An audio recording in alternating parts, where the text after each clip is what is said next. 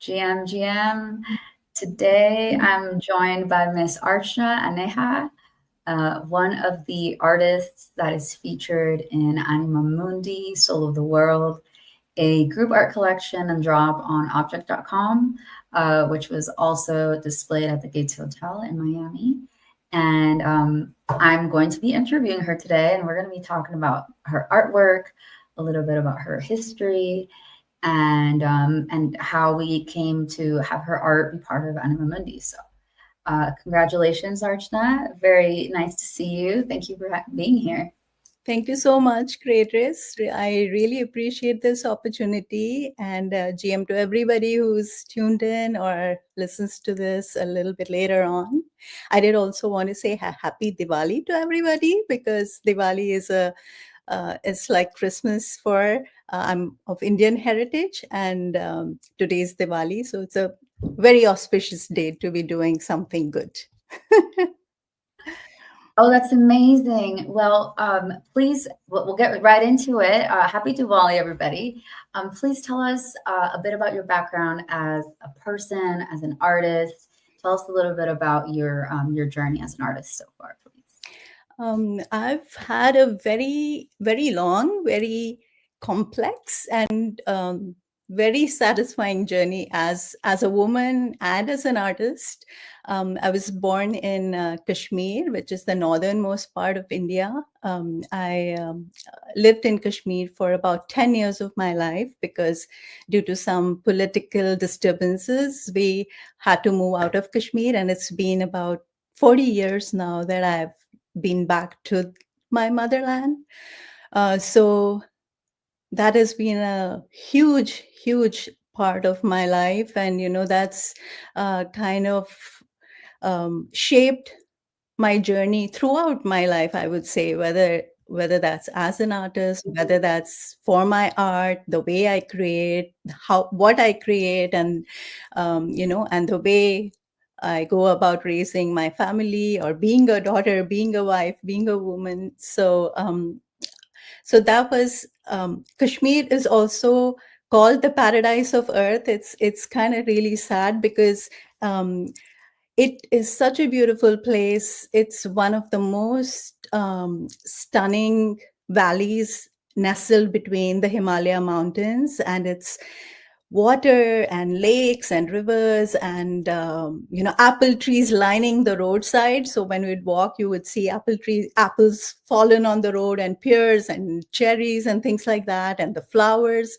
So the beauty of Kashmir intrinsically is inside me.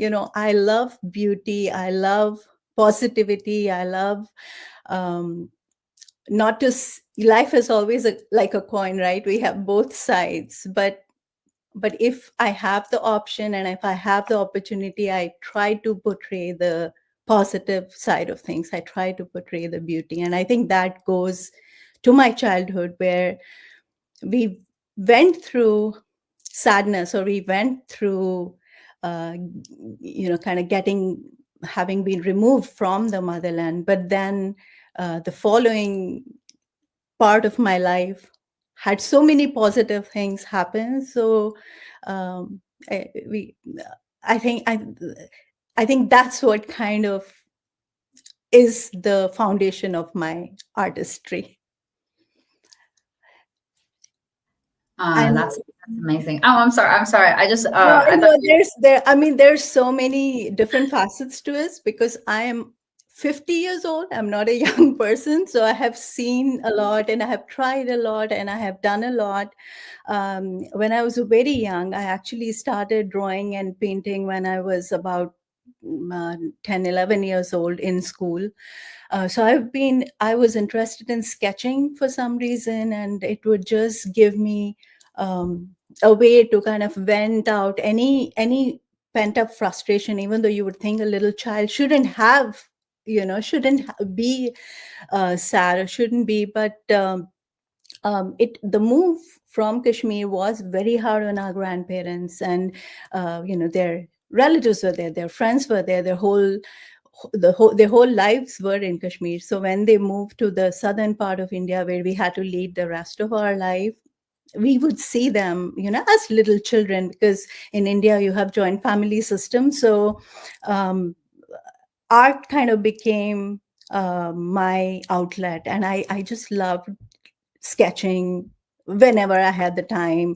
That kind of led to me competing at that time in local school competitions and things like that. And my parents were very supportive in the best way possible. My mother, she was a working woman. My dad, she was by my side. My parents just have two daughters, so even though we are from India, and even um, things have changed now, but at the time it wasn't very parents would want their daughters to kind of get married, and then just because of safety, security, and kind of continuing the family legacy. But my parents were very, very supportive, and they're like, they saw I had an interest in art and creativity, so they had me take lessons and things like that. So I ended up taking up architecture for my bachelor's degree. So I did a 5 degree year course in architecture and design, and then I kind of started working. But as soon as I completed my degree, I moved to the United States because I met my husband of 25 years now. So we moved to United States. So it was completely a fresh start. I took up this opportunity.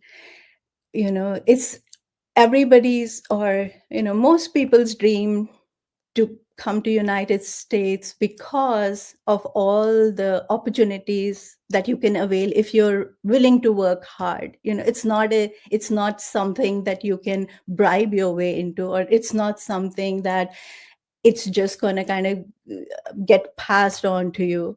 But if you're willing to work hard, if you're willing to give it your best, there is, you everyone can rise.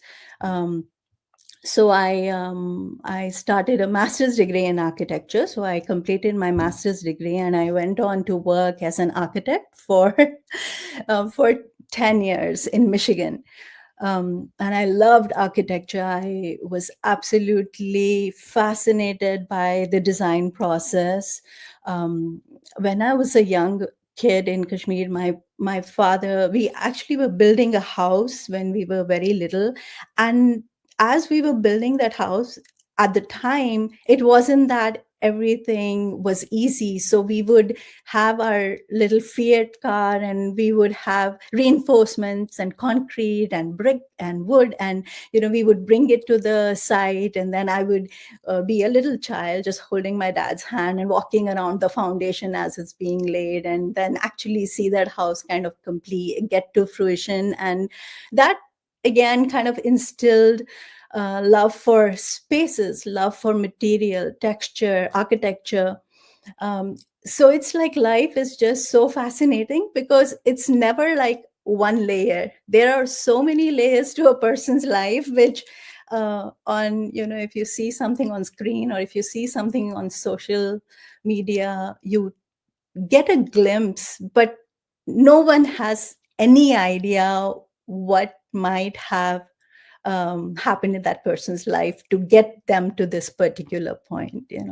So that's the part that's like always fascinated me, and that was the home my parents built, with all this life savings, and so joyful, so enthusiastic. My parents saving every penny, and we could not live in that house for even 6 months because we had to leave the state because of the political unrest and danger to our lives. And so that's kind of life for you. It's never on the one hand, the dream is fulfilled, the house is built, we're in it, and we're like, so our hearts are full, we're so grateful to God that we my parents, my grandparents, everybody worked hard, and we're at that point.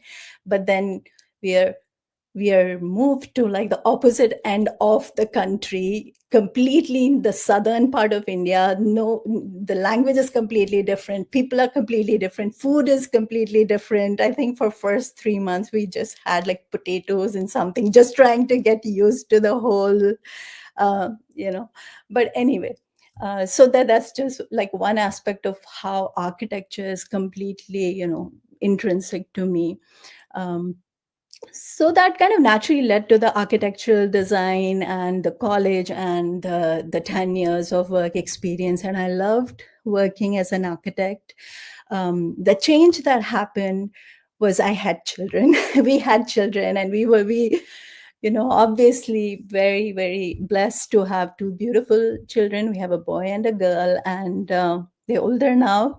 So it's kind of nice to have them out of the diapers and everything. But, you know, but yeah, so becoming a mother was a different kind of an eye opener, both as a woman and as a career professional. You know, my husband was extremely supportive, but if you know about living in America, and we were just first generation immigrants, we didn't have anybody here, so we came here with nothing at all. My husband did his master's here, I did my master's here, so with the you know, loans and things like that. But uh, so both of us had to work. It wasn't like I had the luxury to kind of stay home and take care of the kids, because if you have one or two kids, just the daycare costs and the gas costs and everything else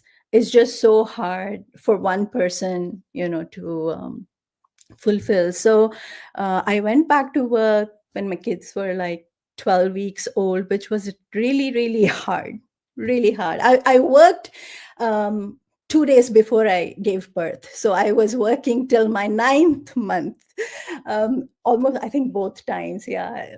My delivery date was whatever. And then I was in the office. People would be scared. Harshna, you're going to deliver in the office. Come on, we don't need, you know, we don't need to see. But that's just all life's experiences, and that's also the it kind of goes to show how resilient we are as women. If we can do that, we can do anything in the world, you know.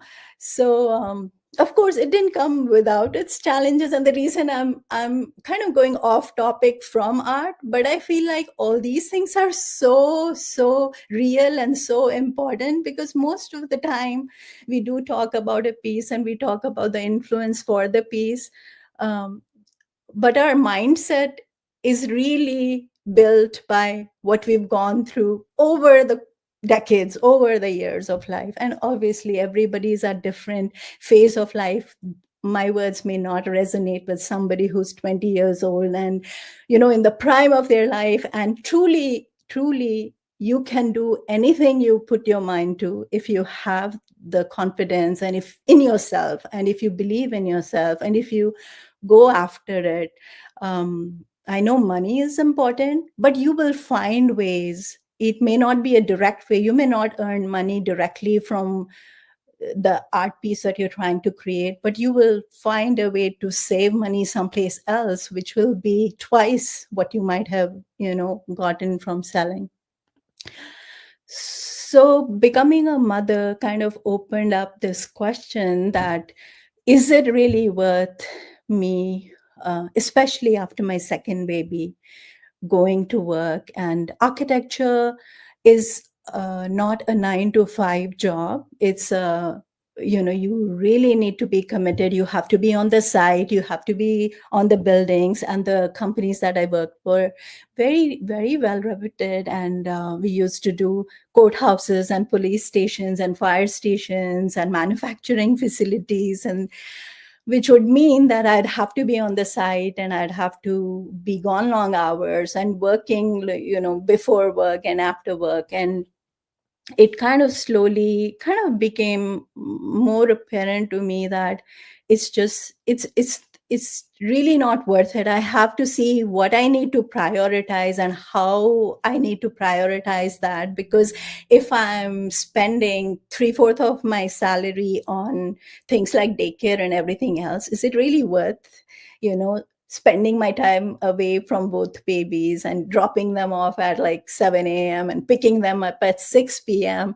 And the amazing part is, if you're 1 minute late to the daycare, they charge you $1 a minute after 6 p.m. Um, so anyway, these are just some of the realities of corporate America, which we as immigrants, we tend to not realize them before we move, because in India or in some of the other countries and cultures, we're very, at least in India, we were very fortunate to have a huge support system because we're very family oriented.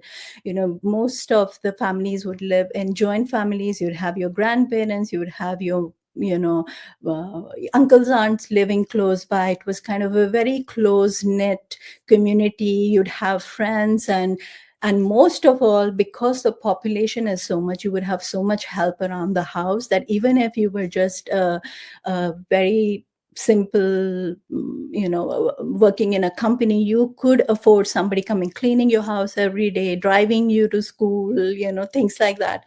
So, but when you're an individual here, everything is on you, whether it's your career, whether it's your spouse, whether it's your parents or children, everything is on you. So I kind of decided at the time to step back from architecture, and we were very fortunate. My husband got an opportunity to work in Germany for about 4.5 years. So we moved to Germany for that assignment. Um, and So living in Germany, then coming back to the US and living here I pretty much became a global citizen. And it's in Germany that I started painting with acrylics. And the painting right behind me was one of my very first ones and my most treasured one.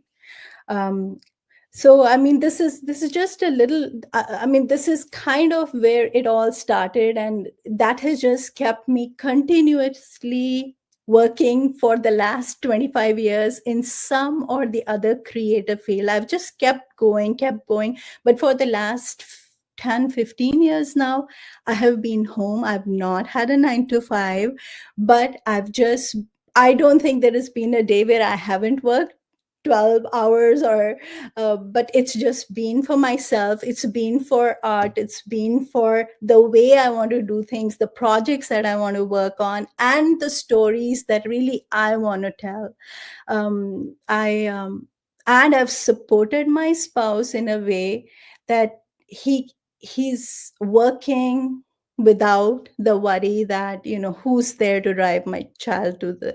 So it is kind of best of both worlds. And while I really do think that every woman should be financially independent, every man should be financially independent, I do also definitely, because of having spent all these years of my life, request everybody to kind of take a look at their life and see what is worth that money or what is worth that time. And I feel family, friends, and if you can make it work, um, don't chase just the money for money aspect. So that's kind of a little bit about the foundation of my art. I love that. I love so many things that you said. The balance between doing what you love and spending time with the people that you love versus like the corporate capitalist like money, must make money idea that we are. I mean, we have to, but there Yeah, is a balance, absolutely. of course. And I think that's very important to remember. Um, I was just talking about this yesterday and how, I think about going back and working for a company oftentimes. Um, and because, just it would be so much easier, right, to take care of all the things that need to be taken care of. And sometimes, when we as artists get opportunities, for example, your artwork was in Miami. Um, I didn't get a chance to go see the exhibition in Mhm. person personally, as a curator, and I know the artists, most of the artists didn't either, and so that's that's okay. In the end, we're artists and we're pretty prolific. I know you are, and so your art gets shown a lot of places, right? You get all these opportunities, but you can't always travel there and go see your art and take a picture next to it, and be there and talk to whoever's there. Um, and so on that side, I'm like, I wish I had like a job or a steady income that I could pull from anytime to go see my art, to go be there live for the openings, we had an exhibition in China also. I would have loved to go to Right. that. Um, and so things like that. But if I had the job and then the resources to get to all of these places, I might not always get the time off Exactly. of work. Exactly. It's so I don't know how to say this, but it it is really a coin, right? It is the two sides of a coin, because over and over again in my life, it's always been, we've discussed, and my husband, about this, and he's like, well, why do you put in so much effort into art? You've spent 10 years obviously in the corporate function where I was getting paid, and at the end of I was very happy doing what I was doing, and I was getting paid, which was helping with raising our family and paying the bills. And you need to eat, you need, at the same time, once I went solo and started practicing art, initially I was just doing it because I wanted to be there for my kids. My mom used to work when she was, when I was younger, and she didn't at the time have a choice. We were a joint family. We had, 6 people in the family, and uh, but I also saw her being sick.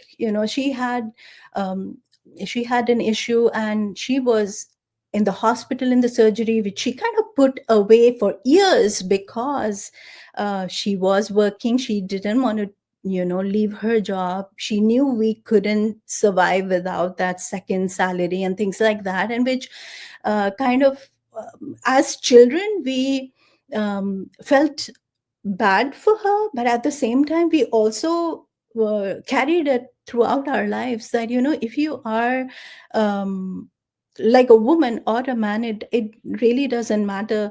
um, if the presence is, I think, the most important thing. Money is very, very important, but if you can give your children all kind of money, but if you're not present in their life and they have a rough day or they have an issue, that money doesn't really do too much. So I kind of had that in the back of my mind. But then when I went solo as an artist, what I realized is I was putting in the effort. I was spending whatever I was on. It's not easy to be an artist because everything costs. The raw materials cost, the paints cost, the canvases cost, and then on top of that, like you said, if you have to travel, you put in your heart and soul into something, and then you get an opportunity to showcase, which I did. Over the 10 years I've been blessed and privileged to be able to showcase my art in a lot of reputed places, including the Louvre in Paris. So once your painting is shown in a museum, like, congratulations for your recent performance in the museum. And I saw the reel, and it was just so amazing. The feeling that kind of takes over you is, it just can't be described in words, because you are so grateful. You're like, how is somebody pinch me, how is it even possible? Because there are, Absolutely.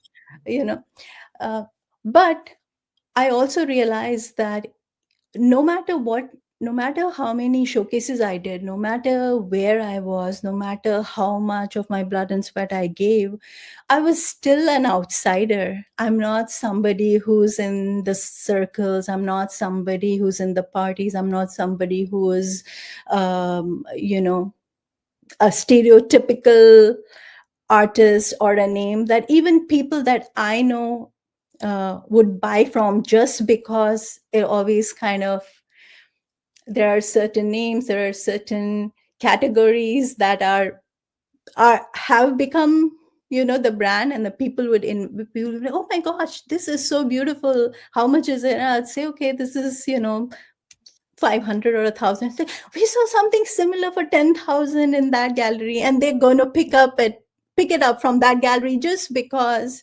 it is also a little bit of vanity, right? But the point I was coming to was, in spite of all the showcases, what I did find was, uh, even though it's very satisfying for you to have that opportunity to showcase, it doesn't mean that you've made it or you have it all now, and no one better knows it than me, because I've gotten up and gone to different places, just like you were saying, and jumped on a plane and gone here, gone there. I mean, I'm really grateful to my husband, who's been very, very supportive, and also to myself for having worked for 10, 12 years and having saved up in 401k. And uh, it's not to say that I am, I mean, I have my own retirement funds that I saved. So saving is another important thing. Please save while you can. Even a dollar helps in the long term.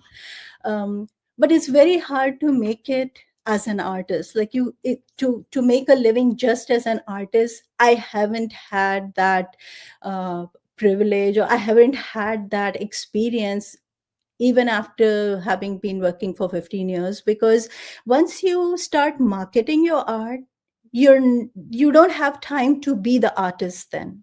That's what I found. I mean, initially I was all into it. I loved it. I was working like a crazy person with a lot of love on my physical paintings, and uh, but then people started questioning, hey, and then I also kind of saw the economics of it, how it works. There are showcases, but it's different people, galleries getting there.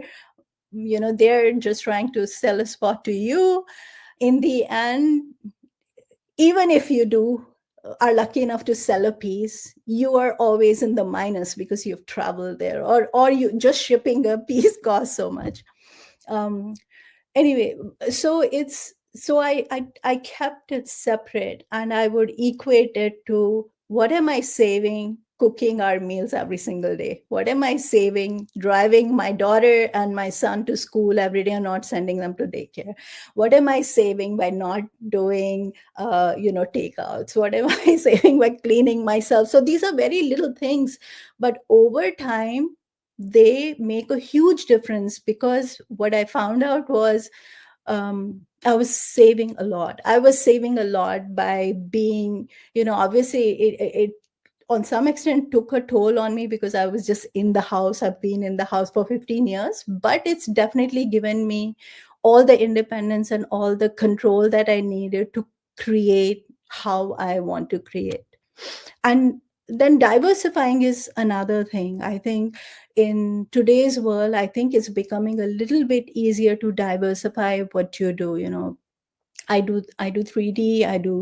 I took the acrylic paintings and then started making wearables based on that, because the idea was, hey, if people can buy original paintings, they can maybe getting a wearable is easier, and it can make it affordable for a much wider variety of people. So I've done wearables, and I've done a lot of fashion showcases. I love working with people in the sense that, um, dressing them up in my art, and um, telling the story that I can't myself. They bring their energy, the models bring their own energy, they're all unique.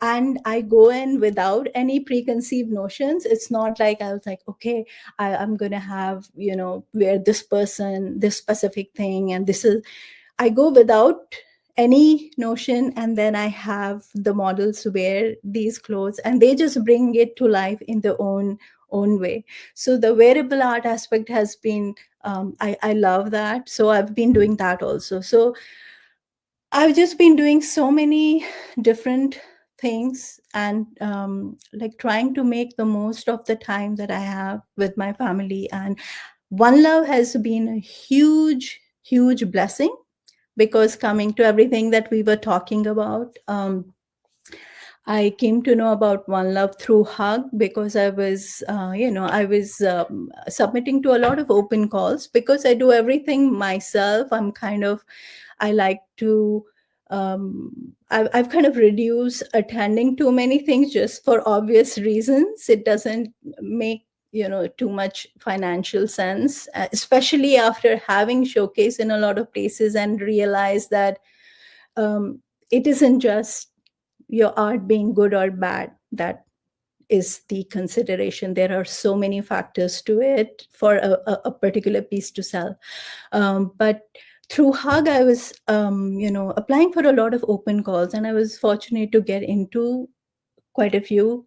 But then I met Jennifer and One Love through Hug, and it was such a huge blessing for me, and I think for so many creatives, international creators as well as domestic creators, who may not even realize how important what One Love does is. Because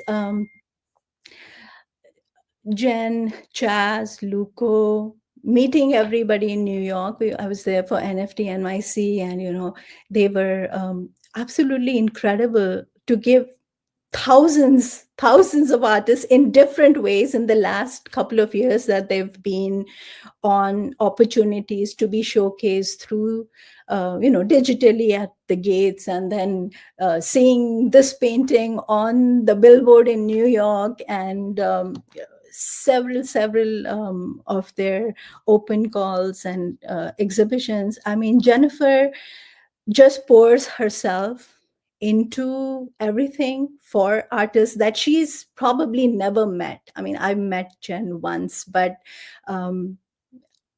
she got up and went to China for Creatress, and she's like sending proof of exhibition. I mean, something like One Love, or something like yourself, you're associated with I mean, this open call uh, is so important to me, having been an artist for 25 years, because I feel like I'm still at that same stage I was 25 years ago, trying to put myself out there and trying to share my art with everybody in the world, as much as it is for somebody who's just 15. And I see so many teen artists on X who are part of One Love, and who have gone on to do amazing things.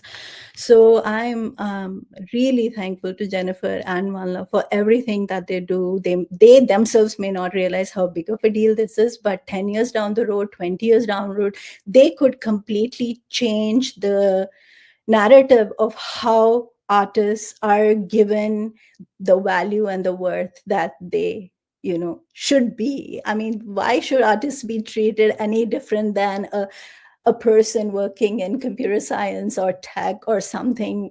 Because they're working 8 hours and we are probably working 16 hours, but there's a standard salary uh, for them. For us, we're like, giving everything, but it's still so subjective. Art is still always, it's always going to be so subjective. Um, but then, more importantly, meeting people like, I've met Wildy, I've met Suparama, Janine, Luco, Zapata, and Judaska, and Carlos, Jen's wonderful husband. I don't think she could do it without her support. And the reason I'm naming names is because I've been alone for so long, creating alone for so long during my, you kind of go crazy. You have to be crazy to be an artist. Yeah, for sure. You have to be crazy, but having met all these people and having kind of gotten to know someone like you who's not just facing, you're facing your own difficulties. It's not like a smooth ride, it's never like a picture No, perfect story, right? no, but it's not. but you're trying to support others as you're coming up, so it's like we are in it together. And if I can do something to, if I could, I would buy every single NFT that's out there. But Yeah, I have to come to a point, and I think that's the tricky part. And I think Web3, that's where Web3 comes in. The connection to One Love and connection to Wildy kind of brought me back into the, I had tried Web3 space 4 or 5 years ago, but it was just not my cup of tea, just because of X and the robots and the volatility. And I've always been about safety and security and solid background, coming from the um, so Wildy kind of introduced me back into this, and so I'm appreciative of all these women who are trying to help others, opening doors for others, and sharing the knowledge that they have. And they're whether they're, I know there's a lot of gatekeeping in art too, but um, if you're bringing up even one person, or if you're just influencing and encouraging just one person with what you're doing, I think you have served your purpose, because that person's life is better. So long answer, sorry. no, I that's okay. I absolutely agree, and I got a second. Love Wildy, love all the people that you mentioned: Lisa Butler, Saka, Luco, Chaz, Jenny. They're amazing, and they're all very supportive of other artists. And I think that's probably what's like really special about One Love is that it's very much like all ships rise with the tide type of community. Yes. Um, and that's what I really like too. And I'm right there with you, like on feeling kind of like isolated sometimes. And I do feel like this group of people is just warm, Yeah. or maybe warmer than like other groups that I've been part of. And a little bit more just like a community as opposed to just a lot of individuals doing their own thing and just being in the same place. So big love to all the One Love community and the leaders, because I've definitely also, greatly benefited from being part of it. So I yeah, think and of just course, sorry, just psychologically, right? Psychologically, yes, it makes such a huge difference to know somehow you're part of a community. There are, I mean, it's not to say that I haven't had wonderful collaborations in the past where I've worked with some right, really, really amazingly talented photographers, Rick from Michigan, and Kevin, who's a hairstylist. I've done wonderful editorial projects with him. I see some of them, as my mentors, as my friends. The reason that I am what I am today, it's just that unfortunately, once your location changes, it's very hard to be connected in the same way with, like a studio, or because I am not there yeah, in person, so I cannot do what I was doing in Michigan. With One Love, the thing is, it's online. Once a year, if you have the opportunity to meet them, it's amazing. But even if you don't see you may not see the faces, but just the encouragement and just the fact that somebody is looking out for your interests. Visible violets, like visible violets is a template I think every single NFT platform should adopt, because um, there are some artists who are doing really, really well, and very good for them. It's not come without sacrifice. They have spent their entire lives. of course, But then there are 99.99% of artists who are doing equally or more. There's no good or bad, but putting in the effort, which remain unseen and which remain, not getting their due. Invisible violets, the 20 women artists that were selected got paid when edition of anybody was sold, right? So it was such a fair system, and I really really commend Jen and the whole Visible Violets drop. It I mean that was one of the reasons I am in Web3 and hoping to make a difference. My reason of still kind of continuing in Web3, even though X drives me crazy, I don't have the patience for X because my reason is that I really want to try and have people benefit from knowing me, like my models or my photographer consultant or my makeup artist or the person who's doing framing for me or the company that's printing wearables for me. And if I can come in with NFTs which are equally split between the four of us, let's say I do a photo, if I do a photo shoot and I have a model and I have a photographer and the split is 4 ways, what better way to support them? Obviously, because every creative field is the same, everybody's giving their best. Yeah. And having done so many fashion shows, having done so many art exhibits, I know what they get paid or how hard it is and how um, you know so I mean that's kind of my ultimate goal, and I really do hope that I can come up with some sort of a system that makes it possible um, and gives me more opportunity to do my work and more motivation to do my work, not just in order to make a painting and sell it and have the profits, but make it, spread it wide, spread make it, because I didn't know about Web3 for 20 years or 15 years, and the people I work with definitely don't know anything about it. They do not have any clue. And that's one of the difficulties that I face every day, because on the Instagram side of things, the most of the people who followed my journey have followed it for quite some time, but they're Yeah. all on the traditional part of it. And as soon as you mention NFTs and crypto and things, people shy away, people hesitate. Mm. And I understand. I mean, I, I understand that aspect of it, but that's kind of where the Web3 part has now tied into. I'm kind of I'm optimistic about it. I've always been an optimistic person, so no matter what happens, I always go for the next step. So I love that. Well, I think that you have a really great just like goal and perspective on it all. I mean, to spread it and give back to the people that you collaborate with, I think is like a beautiful thing. And that's kind of like the ethos, I feel like, of One Love at this point. And it's certainly like, the way that they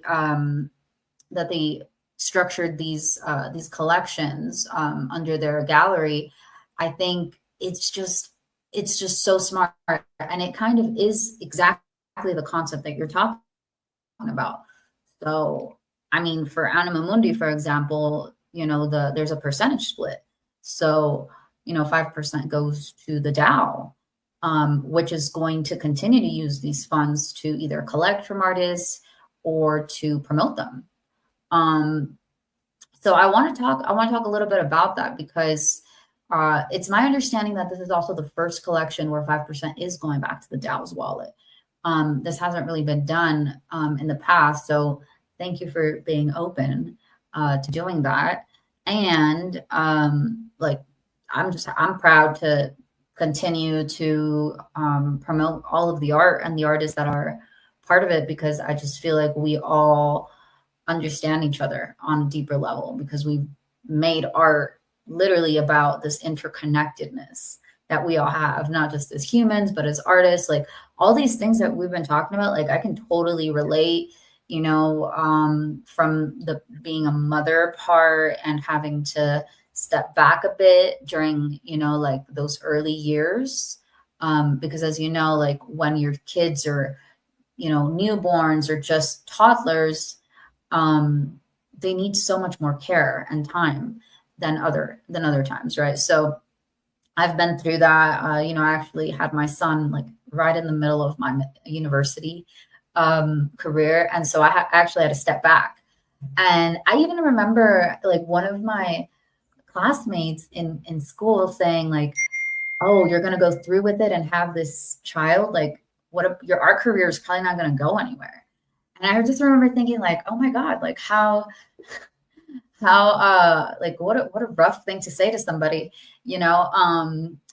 And just kind of making it a point like this is not going to be the end of like my lifelong dream to be an artist just because I'm going to be a mother.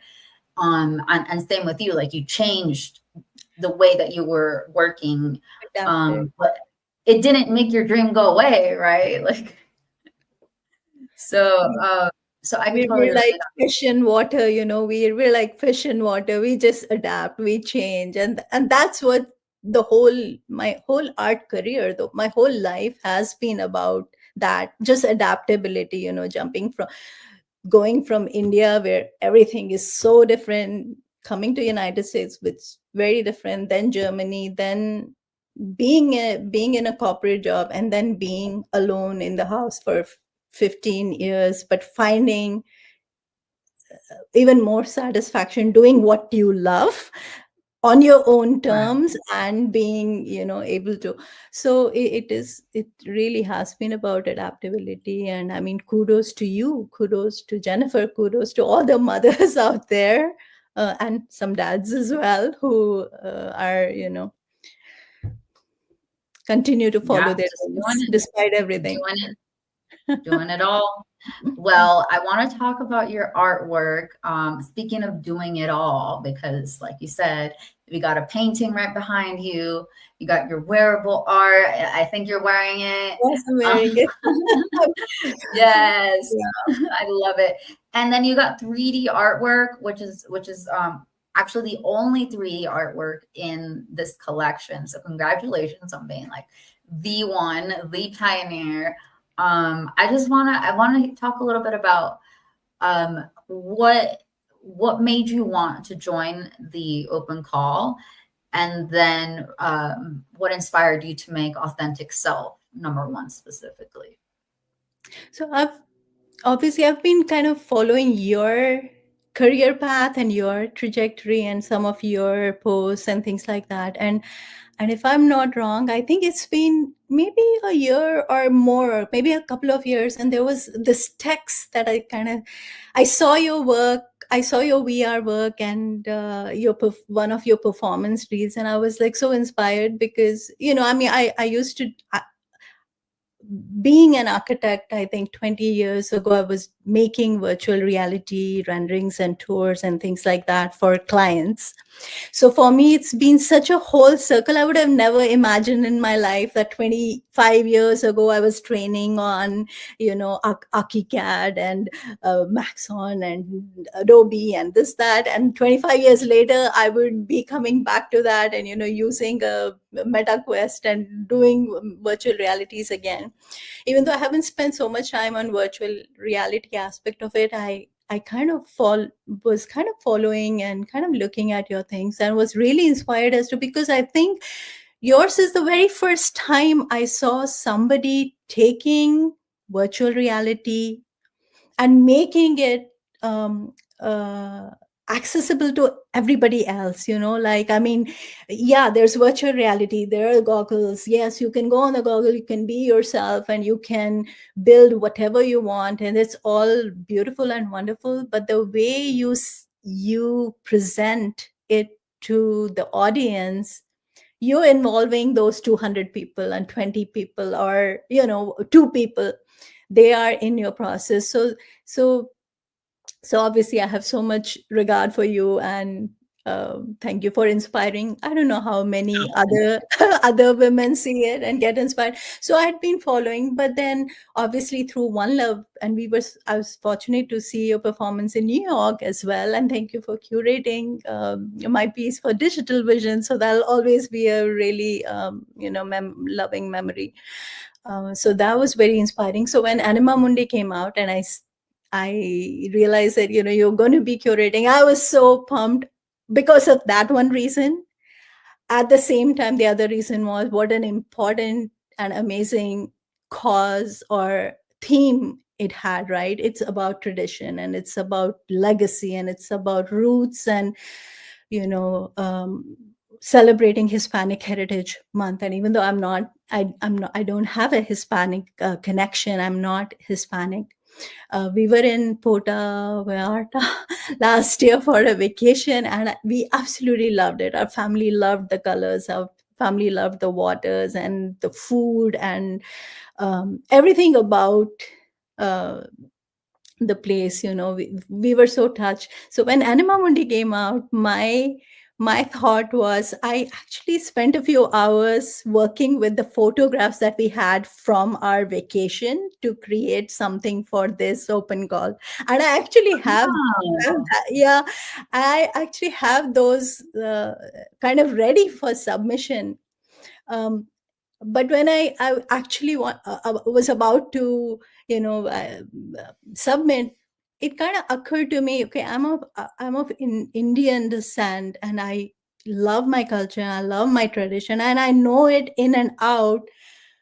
I didn't want to do something which I thought was, giving respect to the Spanish or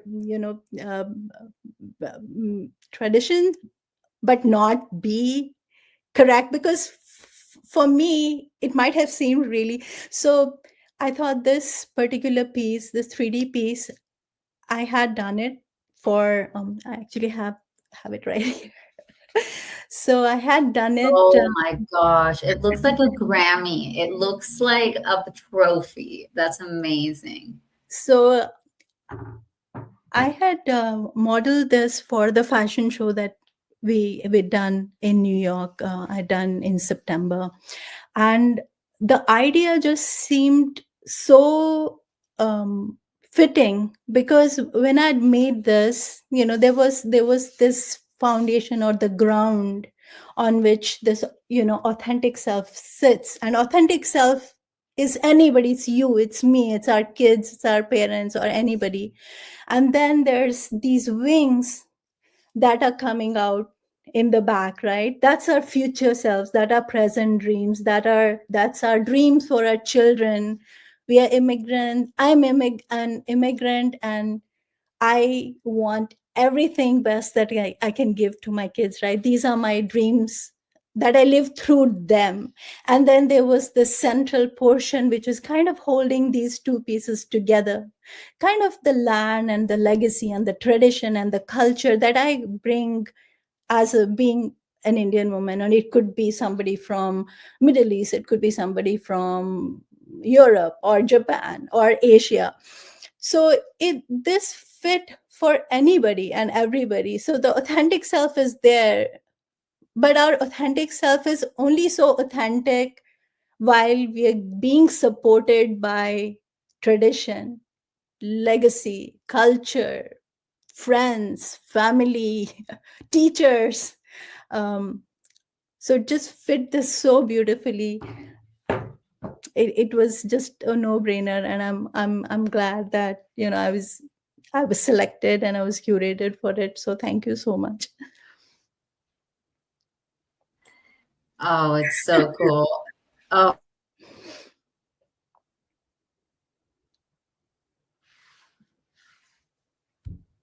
Are you muted? By I think yeah. oh, sorry about that. I was just saying, yeah, I just wanted to get it nice and big, full screen here for those who are watching from home. You can really zoom into the sculpture. So I absolutely love the meaning. I love the idea of it. And I think our culture really like supports our authentic self, like our development. And as you were saying, like the land holding us, it's like, yeah, if it wasn't for the land, then we wouldn't be immersed in a certain culture. We wouldn't have these dreams. Like it all just like full circle, works so well. And I love that it's 3D. I love that the physical is included. That's incredible.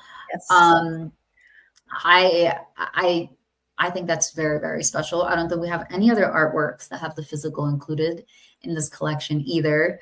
So big ups to you for being a pioneer here and you know like the digital physical bridge. I think that's incredible. Yeah, Uh, yeah, having been physical artist for so long and being new to the Web3 world, I think the one thing that I mean, I love the fact that you can just have an image and be able to make some money from it, or support yourself. But yeah, then I feel, at least for me, being so in tune with textures and so in tune with the material and so in tune with what I create, because I create it keeping the materiality in mind.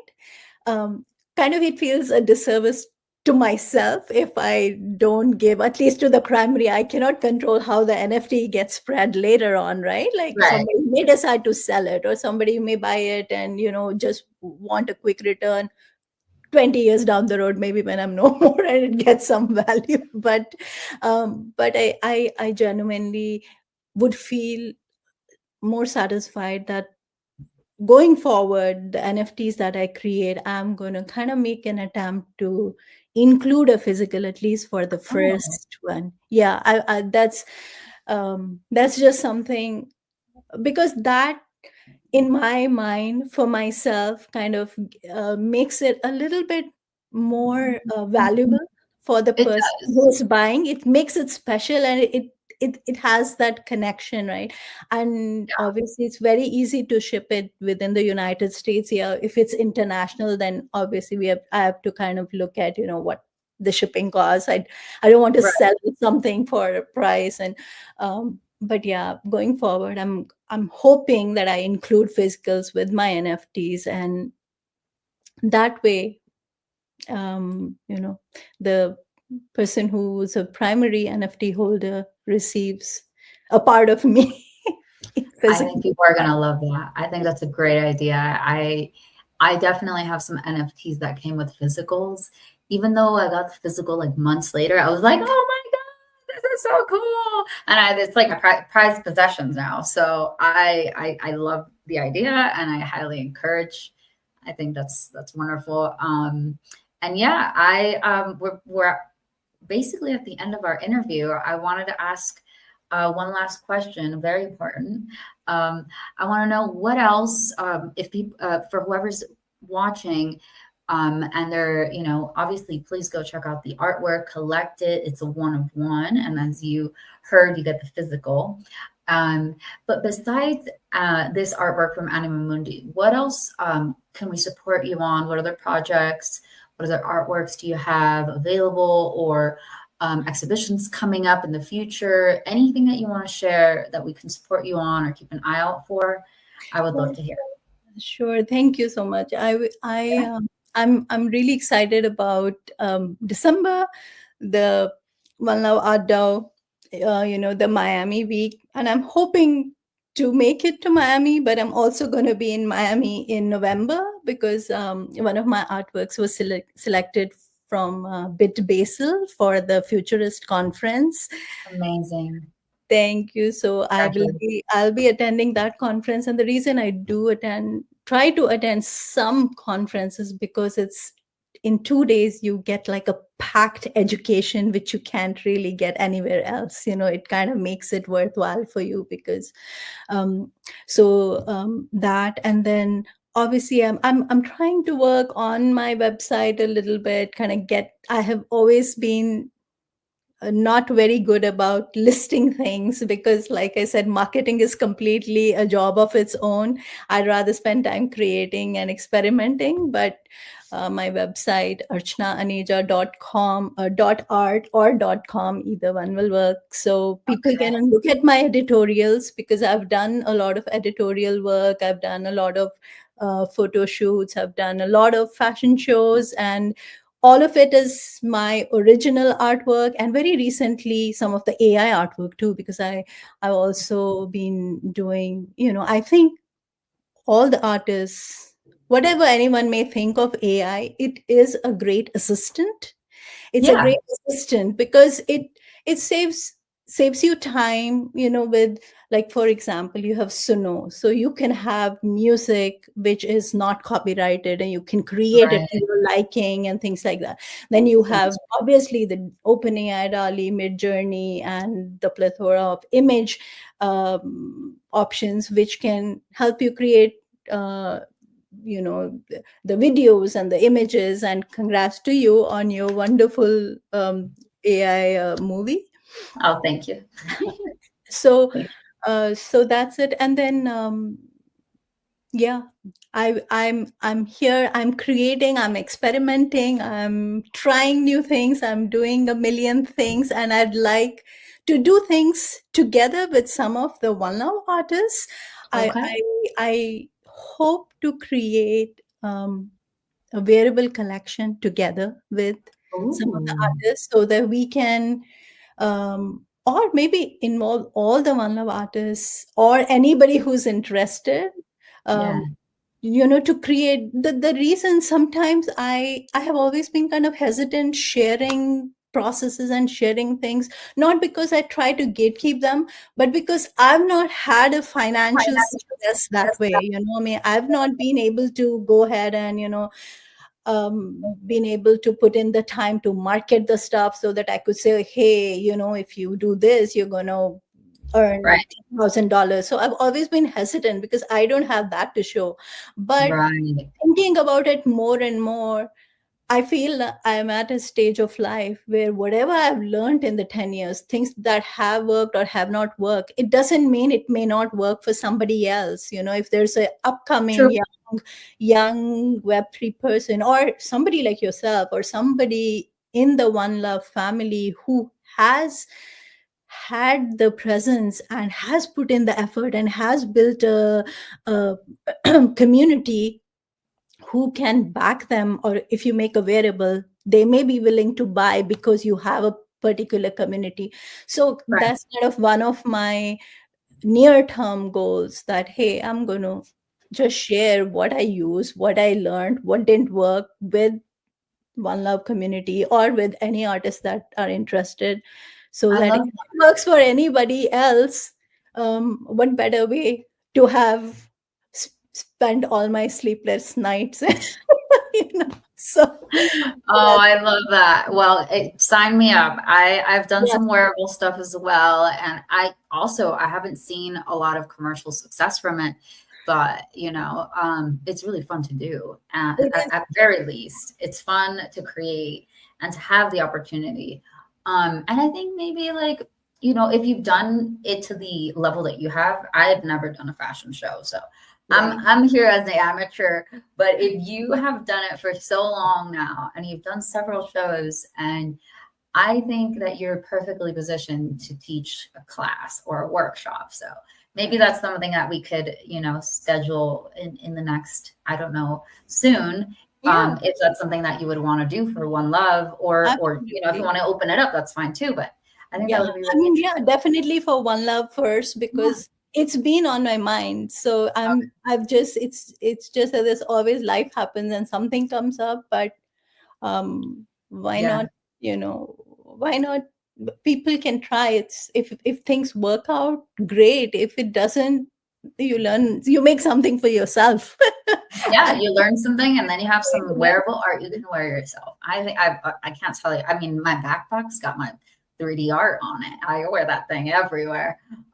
So I love that idea. And okay, so look out for potentially an intro to wearable art design from Archana, and look out for her art at the Futurist Conference in Miami in November.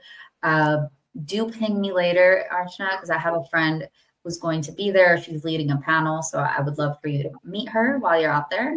sure. Um, she's lovely, lovely lady. And yeah, and then hopefully we'll see you in Miami. I don't know if I'll go, honestly. I don't know if this year it's in the cards for me because I just did the Meet Mexico City thing, and I Right. might be going to Monterrey in a couple of weeks. So I'm like, I need to really pick and choose.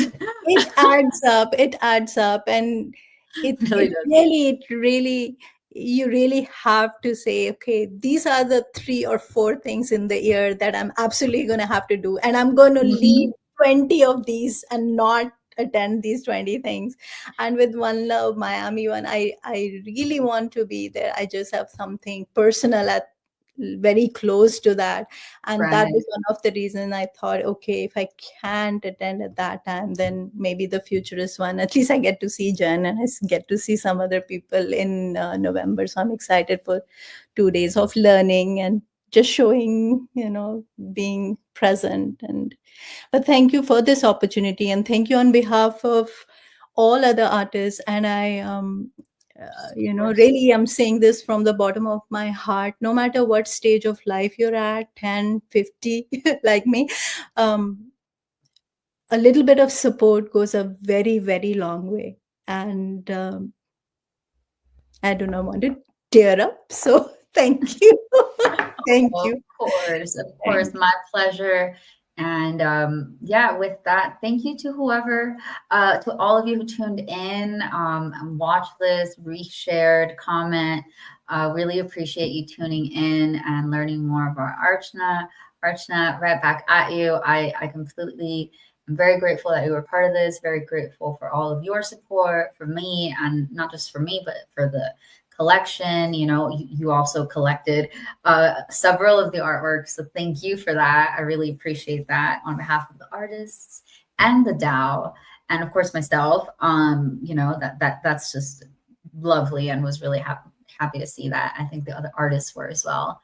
And you. yeah, truly, Lots of love to all the artists. And I think I absolutely fell in love with all the pieces, because every piece had a story behind it, and it was created from the heart.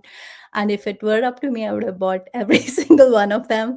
I absolutely, I do have to mention Jose's piece about yeah, your homework. It hits home to each and every immigrant, I think, to each and every person, just in general, because it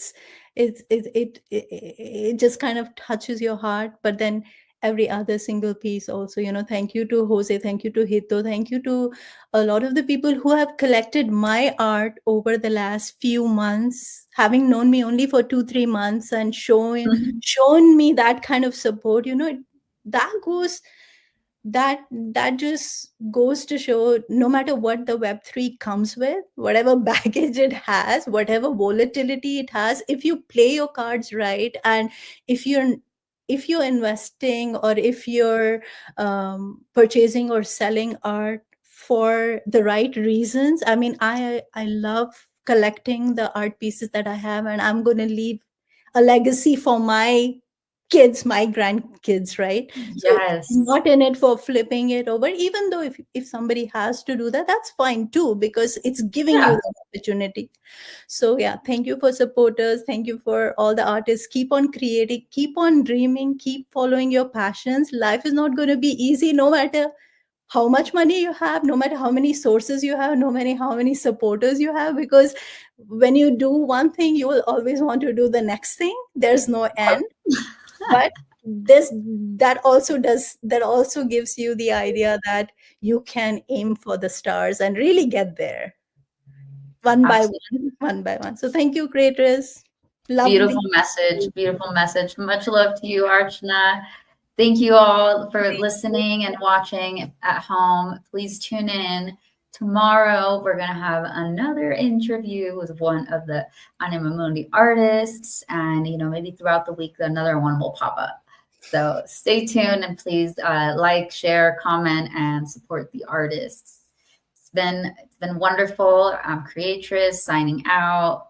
Have a good day, everybody.